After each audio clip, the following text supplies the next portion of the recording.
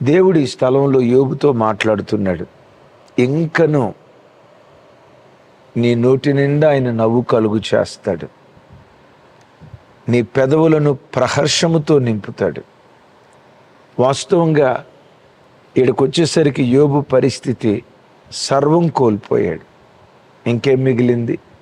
అంతా అయిపోయింది. ఇంకేం మిగిలింది? బ్రతుకంతా శూన్యం. శిథిలాలలో చిక్కుకున్న శలను నేను, నన్నెవడు లేవనెత్తగలడు? సర్వం కోల్పోయా, బ్రతికే బూడిదైపోయింది. ఇక నాకు మంచి రోజులు రావు, అయిపోయింది. యోబు అనేవాడి జీవితం చాప్టర్ క్లోజ్. ఇంకేమీ మిగలలేదు, సర్వం కోల్పోయా అన్న స్థితిలో యోబున్నాడు. ఈ వాక్యం వింటున్న తమ్ముడు, చెల్లి, ఒకవేళ ఈ వాక్యం వింటున్న నీ బ్రతుకులో కూడా ఇంకేం మిగిలింది? అంతా అయిపోయిందయ్యా, ఆ ఉన్న చిన్న ఆశ కూడా నాకు దూరం అయిపోయింది. మంచి రోజులు వస్తాయని, కుటుంబ స్థితులు చక్కదిద్దబడతాయని, మరలా నేను ఆనందంగా బ్రతికే దినాలు వస్తాయని లేశమైన నాకు నిరీక్షణ లేదయ్యా. సర్వం కోల్పోయా, శిథిలాలలో చిక్కుకున్న శిలలాగా నేను మిగిలిపోయా. ఇక నా బ్రతుకు మీద నాకు ఆశ లేదు అన్నట్లుగా నీ స్థితి కూడా ఈ గడియలో ఉందా? ఆ స్థితిలో ఉన్న యోబుతో దేవుడు అంటున్నాడు, ఇంకను నీ నోటి నిండా నవ్వు కలుగు చేస్తాడు, నీ పెదవులను ప్రహర్షములతో నింపుతాడు అని యోబుతో అన్న దేవుడే ఈ వాక్యం వింటున్న అయ్యా, అమ్మా, ప్రీతల్లి, హృదయమారా నవ్వుకొని ఎంతకాలం అవుతుందో కదా.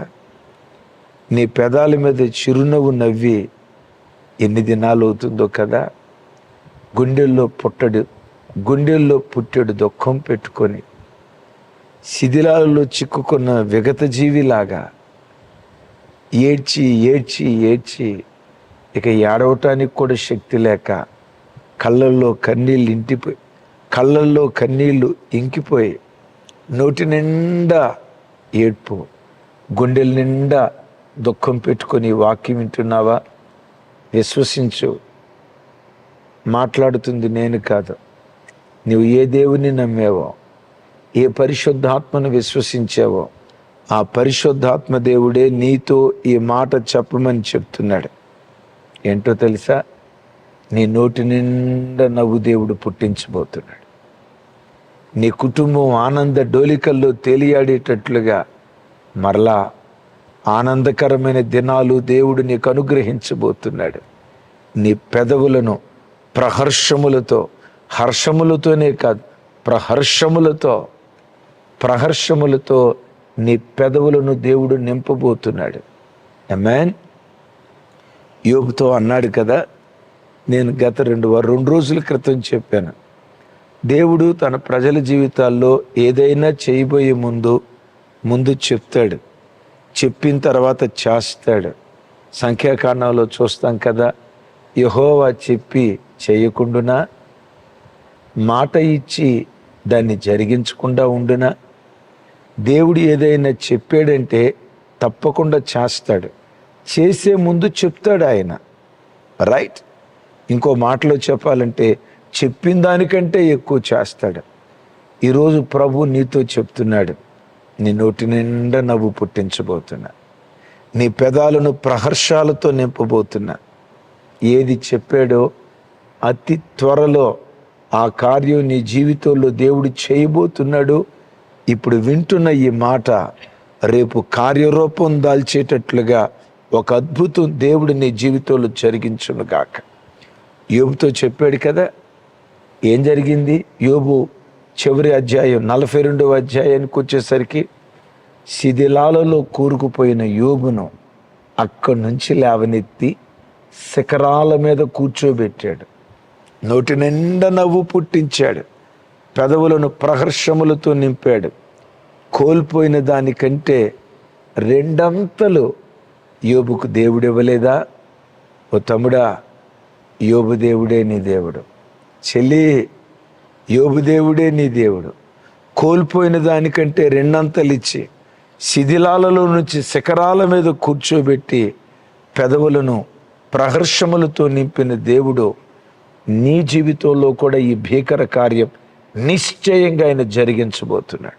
యోబును దేవుడు ఆ స్థితికి తీసుకెళ్ళటానికి యోబు ఏం చేశాడు? 3 విలువైన విషయాలు, ఎన్నో విషయాలు ఉన్నాయి, 3 విలువైన విషయాలు చెప్తాను. నంబర్ 1, యోబు అనే పేరుకున్న అర్థం భక్తులు ఇలా అంటారు, యోబు అనగా శ్రమ పెట్టబడినవాడు. మరికొందరు అంటారు యోబు అనగా దేవుని వైపు తిరిగినవాడు. నేనంట యోబు అంటే శ్రమ పెట్టబడినను దేవుని వైపే తిరిగినవాడు. ఏంటేంటేంటేంటి? శ్రమ పెట్టబడినను దేవుని వైపే తిరిగినవాడు, దేవునిని విడిచిపెట్టినవాడు కాదు. తానే అంటాడు కదా, యోబు గ్రంథం 27వ అధ్యాయం 5-6 వచనాలు. 5వ వచన చివరి భాగం, మరణమగు వరకు నేనెంత మాత్రమును యథార్థతను విడవను, నా నీతిని గట్టిగా పట్టుకొందును. వాహ్! మరణమగు వరకు నేనెంత మాత్రము యథార్థతను విడవను. ఏమన్నాడు? మరణమగు వరకు అంటున్నాడు. ఇదిగో స్నేహితులరా, పిల్లలు చనిపోయారని దేవుని విడిచిపెడతాను అనుకుంటున్నారా? ఆస్తిని కోల్పోయానని దేవుని విడిచిపెడతాను అనుకున్నారా? ఈ దేశంలో కడు దరిద్రుడైనందువల్ల దరిద్రుడయ్యానని దేవుని విడిచిపెడతాను అనుకుంటున్నారా? పిల్లలు చనిపోవటమే కాదు, చివరికి నేను చనిపోయిన మరణమగు వరకు ఏమాత్రము యథార్థతను విడవను. అంటే ఆ యథార్థత క్వాలిటీ కూడా తగ్గదు. ఏమాత్రము అంటే కొంచెం కూడా నా యథార్థతను కోల్పోను. నా స్టాండర్డ్స్ నుంచి నేను కొంచెం కూడా తగ్గను. నా నీతిని ఏమాత్రము నేను విడిచిపెట్టను. తమ్ముడా, చెల్లి, చాలాసార్లు లోకంలో ప్రజల ఆధ్యాత్మిక స్థితి ఎలా ఉంటుందంటే, పెట్టిన రోజు పెళ్లి పాట పాడతారు, పెట్టని రోజు పెండాకుడు పాట పాడతారు. ఏం దేవుడండి, ఇంత ప్రార్థన చేసాం, ఏమి ఇచ్చాడండి? ఆసాపు కూడా అంటాడు కదా, నేను శుద్ధ హృదయుడనై నా చేతులు కడుగుకొని నిర్మలనైనట్టు వ్యర్థమే అని అంటాడు. నిజమే. కొన్నిసార్లు మనకు కలిగిన శ్రమలను బట్టి ఏం చేశాడు దేవుడు? ఇంత ప్రార్థన చేస్తే ఏమిచ్చాడు? సో ఇంత ప్రార్థన జీవితం అవసరమా? ఇంత నీతిగా బ్రతకటం అవసరమా? ఇంత యథార్థంగా బ్రతకటం అవసరమా అని కొంతమంది తమ కలిగిన శ్రమను బట్టి ఆ భక్తి స్టాండర్డ్ తగ్గించుకుంటారు. మరి కొంతమంది భక్తే వదిలేస్తారు. ఏం చేశాడండి దేవుడా? నేను అప్పులతో వస్తే నా అప్పులు అసలు తీర్చలా, ఇక దేవుడు లేడు, కీవుడు లేడు, నేను ఆ దేవుని దగ్గరికి రాను, అసలు ఆ పేరే ఎత్తను, నేను ప్రార్థనే చేయను. వీడి మాటలు ఎట్లుంటాయో తెలుసా? వీడు ఏ తాగి, ఏ తందనాలాడి, ఏ తప్పటడుగులేసి దేవుని మాట వెనక ఎక్కడ అప్పులు చేసుకున్నాడో, ఏమైపోయిందో. అఫ్కోర్స్ కొంతమంది దేవుని పరీక్ష వలన ఈ శ్రమల మధ్యలో ఉంటారు. కొంతమంది మాట్లాడే మాటలు, నేను రానండి దేవుని దగ్గరికే, నేను ప్రార్థన చేయనండి. ఈడేదో యేసు ప్రభుని నమ్ముకొని యేసు ప్రభుని బ్రతికిస్తున్నట్టు, ఈడి మీదే పరలోకం అంతా బతుకుతున్నట్టు, ఈడు యేసు ప్రభు దగ్గరికి రాకపోతే పరలోకంలో కరెంటు పోద్దేమో అన్నట్టు, నేను రానండి యేసు ప్రభు దగ్గరికి అని అంటారు. లోకంలో ప్రజలందరూ భౌతిక సంబంధమైన స్థితిగతుల మీద భక్తి ఆధారపడి బ్రతుకుతూ ఉంటే, భౌతికమైన స్థితిగతులు శిథిలాల్లోకి వెళ్ళిన ఆ శిథిలాలలో నుండి కూడా స్వరాన్ని వినిపిస్తున్నాడు, స్తుతినాదాన్ని వినిపిస్తున్నాడు. ఏమని? నా యథార్థతను ఏమాత్రము నేను విడిచిపెట్టను, నా నీతిని నేను గట్టిగా అనండి, ఎట్లా? నా నీతిని గట్టిగా పట్టుకుంటా. మీకు తెలుసా, పాపము వలన అవమానము వచ్చును, నీతి జనులు ఘనతకెక్కుటకు కారణం. యోబు ఘనతకెక్కాడా లేదా? ఈ యథార్థవంతుడికి దేవుడు మేలు చేశాడా లేదా? తమ్ముడు, ఈరోజు కూడా నీవే స్థితిలో ఉన్న ఈ మాటను నా యథార్థతను విడిచిపెట్టను, నా ప్రార్థన జీవితాన్ని విడిచిపెట్టను, నా ఉపవాసాన్ని విడిచిపెట్టను, నా దేవుని స్తుతించుట మానను. ఏ స్థితిగతులలోనైనా ఆరాధించే ఆరాధికునిగా, ప్రార్థించే ప్రార్థనాపరునిగా, యాచించే విజ్ఞాపన యోధునిగా నేను బ్రతుకుతా. నా ప్రార్థన జీవితాన్ని విడిచిపెట్టను, నా ఉపవాసాన్ని విడిచిపెట్టను, నా పరిశుద్ధతను విడిచిపెట్టనని పరిశుద్ధతను గట్టిగా పట్టుకో, విశ్వసించు. శిథిలాలలో నుంచి లేవనెత్తి శిఖరాల మీద దేవుడు నిన్ను కూర్చోబెడతాడు. ఏదో ఒక రోజు నోటి నిండా నవ్వు పుట్టిస్తాడు. నీ పెదాలను ప్రహర్షాలతో దేవుడు నింపునుగాక. ఆమేన్. రెండవది, శిథిలాలలో నుండి శిఖరాల మీదకు యోబును లేవనెత్తటానికి నోటి నిండా నవ్వు, పెదవుల నిండా ప్రహర్షం దేవుడు అనుగ్రహించటానికి యోబులో ఉన్న రెండవ చక్కటి శ్రేష్టమైన గుణం దిద్దుబాటు గుణం. చూడండి, యోబు గ్రంథం 13వ అధ్యాయం 23-24 వచనాలు. నా దోషములెన్ని, నా పాపములెన్ని, నా అతిక్రమమును నా పాపమును నాకు తెలియజేయము. నీవేళ నీ ముఖమును మరుగు చేసుకుంటువి, నన్నేల నీకు పగవానిగా ఎంచుచున్నావు. విన్నారా?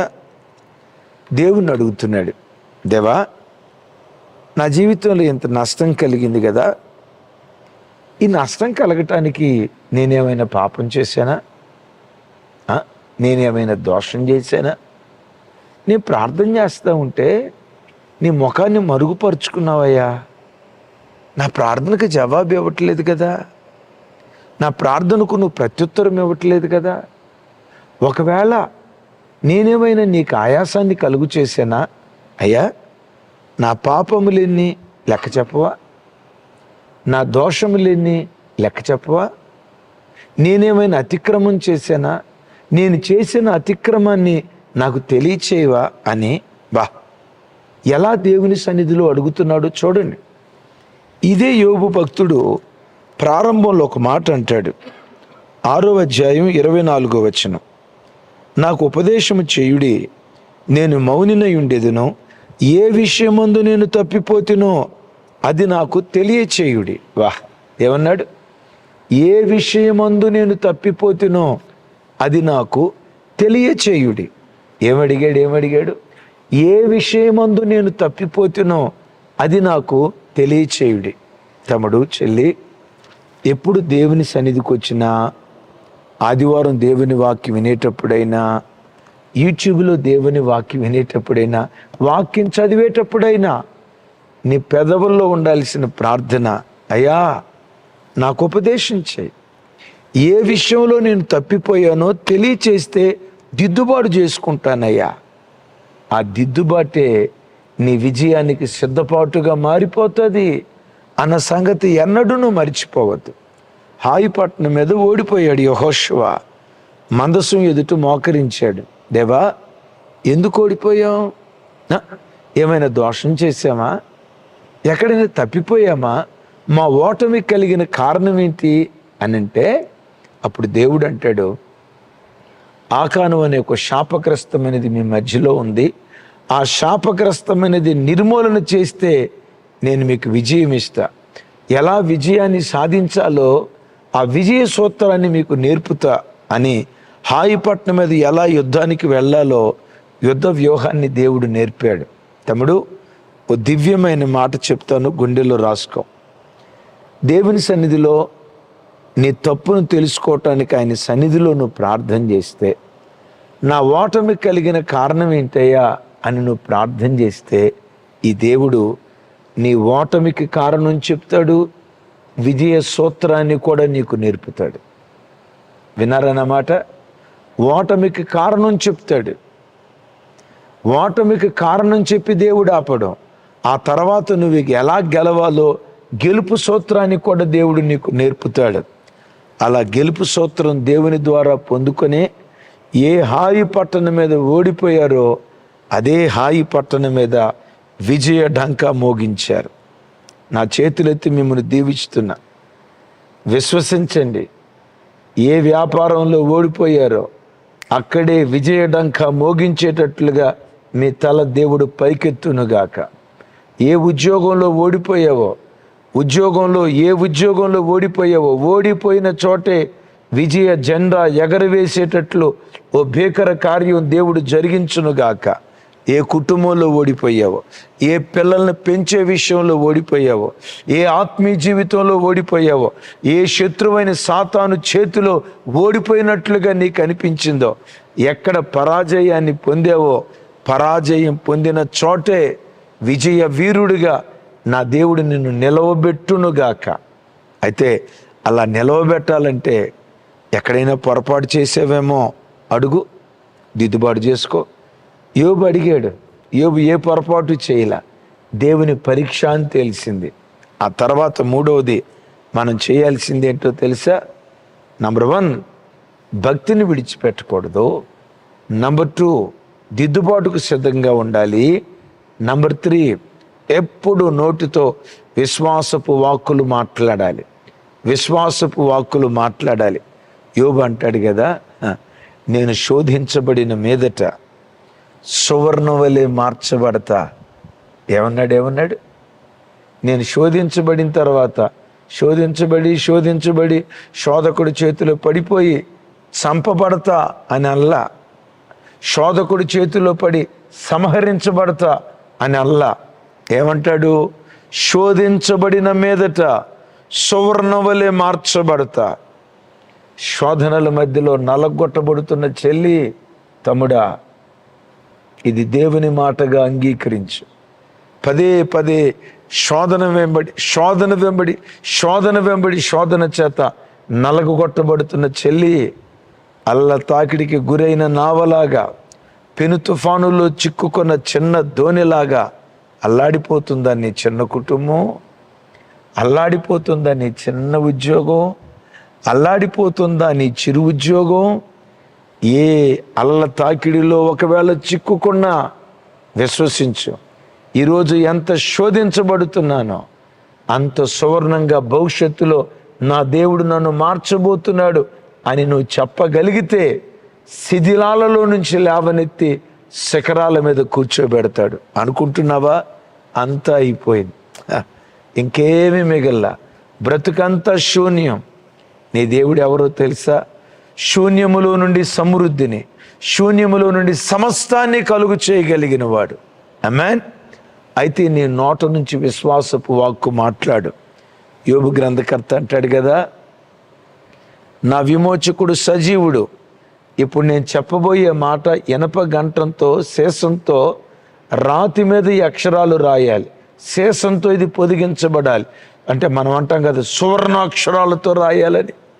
ఎస్, నేను చెప్పబోయే ఈ మాటలో ఇలా చిరస్థాయిగా మిగిలిపోవాలి. ఏం చెప్తావో చెప్పయ్యా. నా విమోచకుడు సజీవుడు. తర్వాత ఆయన భూమి మీద నిలుస్తాడు, ఈ దేహాన్ని బాగు చేస్తాడు. పసిపిల్లవాని దేహం వలె నా దేహం మారిపోతుంది. మరలా నా పూర్వపు స్థితికి నేను వస్తా. పూర్వపు స్థితికి రావటం మాత్రమే కాదు, ఏదో ఒకరోజు చనిపోతా కదా, ఆ రోజు మహిమా దేహంతో నా దేవుని నేను కన్నులారా చూస్తా. ఈ భూమి మీద చూస్తా, చనిపోయిన తర్వాత చూస్తా. విన్నారా ఈ మాట? విన్నారా? నా విమోచకుడు సజీవుడు. భూమి మీద ఆయన్ని చూస్తా, మహిమాదేహంతో చూస్తా. యోబు చివరి అధ్యాయాల్లో యోబుకు దేవుడు ప్రత్యక్షం కాలేదా? యోబు దేవుని కన్నులారా చూడలేదా? యోబు దేహం పసిపిల్లవాడి దేహంగా మార్చబడలేదా?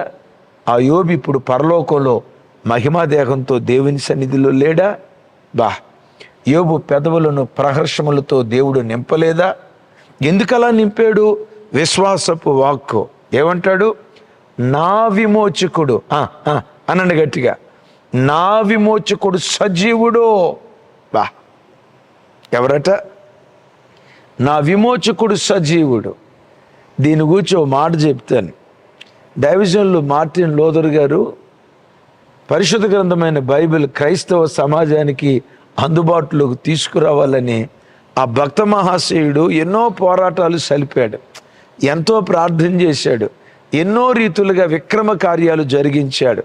కానీ ఆ తర్జుమాలో ప్రజలకు వాక్యాన్ని అందించే పరంపరలో ఎన్నో ఆటుపోట్లు, ఎన్నో సూటిపోటి మాటలు, ఎన్నో తిరస్కారాలు, ఎన్నో ఎగతాళులు, ఎన్నో దూషణలు, వాటన్నిటిని భరించలేక ఓ రోజు కృంగిని స్థితిలో ఇంకేం చేయగలను, ఇంకేం మిగిలింది, అంతా అయిపోయింది, బ్రతుకంతా శూన్యమే అన్నట్లుగా భక్తుడైనటువంటి మార్టిన్ లూథర్ గారు నిస్సహాయతలో కూరుకుపోయి కృంగిని స్థితిలో తన ఇంట్లో ఉన్నాడు. అప్పుడే తన భార్య నల్లటి డ్రెస్ వేసుకొని ఈ దైవజనుడి దగ్గరకు వచ్చిందట. సహజంగా ఆ దేశాల్లో నల్లటి డ్రెస్ ఎప్పుడు వేసుకుంటారా అంటే, ఎవరైనా సమీప బంధువులు ఇంటివారు చనిపోతే నల్లటి వస్త్రాలు వేసుకుంటారు. నిజమే, మన ప్రాంతాల్లో కూడా ఎప్పుడైనా నిరసన తెలియచేయాలంటే నల్ల బ్యాడ్జి తగిలిస్తారుగా, నల్ల డ్రెస్ వేస్తారుగా. లైక్ దట్ ఎప్పుడైనా సమీప బంధువులు చనిపోతే అప్పుడు నల్ల డ్రెస్ వేస్తారు. వెంటనే మార్టిన్ లూథర్ గారు చూసి, ఎవరు చనిపోయారు? బంధువులు ఎవరైనా? నో. మన కుటుంబీకులు ఎవరైనా? నో. మన ఇంట్లో ఎవరైనా చనిపోయారా? నో అని అందట. మరి ఎవరు చనిపోయారని బ్లాక్ డ్రెస్ వేసావు? అప్పుడు ఆ తల్లి అందట, యేసు ప్రభు చనిపోయాడండి అని అందట.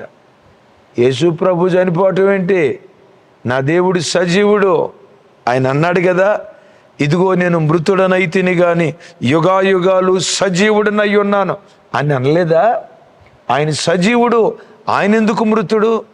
అప్పుడు ఆవిడ అందట, ఆయన సజీవుడైతే మరి మీరెందుకు కృంగిన స్థితిలో ఉన్నారు? నీ విమోచకుడు సజీవుడు కదా, నిన్ను విమోచించే విమోచకుడు కదా ఆయన. ఆ విమోచకుడు సజీవుడు, నిన్న నేడు ఆయన సజీవుడు కదా. సజీవుడైన దేవుడు నీ ప్రక్కనుంటే ఎందుకు నువ్వు కృంగిపోయావు? లే, బలం తెచ్చుకో, మరలా నీ పని ప్రారంభించు. భార్య విశ్వాస మాటలు మాట్లాడితే, ఎస్ నా దేవుడు సజీవుడు అని ఆ మాట ద్వారా స్ఫూర్తి తెచ్చుకొని ఈ పరిశుద్ధ గ్రంథాన్ని ఈరోజు మన చేతుల్లో ఉంచటానికి ఆ భక్త మహాశయుడు కారకుడయ్యాడు. తమ్ముడు, చెల్లి, కృంగిపోయావా? నీ విమోచకుడు సజీవుడురా. తమ్ముడా, క్రైస్తవ తమ్ముడా, ఓ తండ్రి, ఓ చెల్లి, నీ విమోచకుడు సజీవుడమ్మా. ఆత్మ సంబంధమైన నేత్రాలతో చూడు. ఈ గడియలో నీ ప్రక్కనే ప్రభు నిలవబడ్డాడు. అద్భుత హస్తం నేను తాకబోతూ ఉంది. చిత్ర విచిత్రాలు జరిగించి ఆయన చెయ్యి నీ ప్రక్కనే, నీ తల మీదే నిలిచింది. రెప్పపాటు కాలంలో నీ స్థితిగతులు మార్చగలడు. శిథిలాలలో నుంచి యోబును శిఖరాల మీద కూర్చోబెట్టినట్లుగా నిన్ను, నీ కడుపున పుట్టిన నీ పిల్లలను, నీ భర్తను, నీ కుటుంబాన్ని శిథిలాలలో నుంచి లేవనెత్తి, అంతా అయిపోయింది శూన్యం అని అనుకున్న నీ బ్రతుకును సర్వ సమృద్ధితో నింపగలిగిన శక్తి కలిగినటువంటి దేవుడు నోటి నిండా నవ్వు పుట్టించబోతున్నాడు. నీ పెదవులను ప్రహర్షములతో నా దేవుడు నింపబోతున్నాడు. ఈ మాట ఒక్కొక్క జీవితంలో దేవుడు స్థిరపరచునుగాక.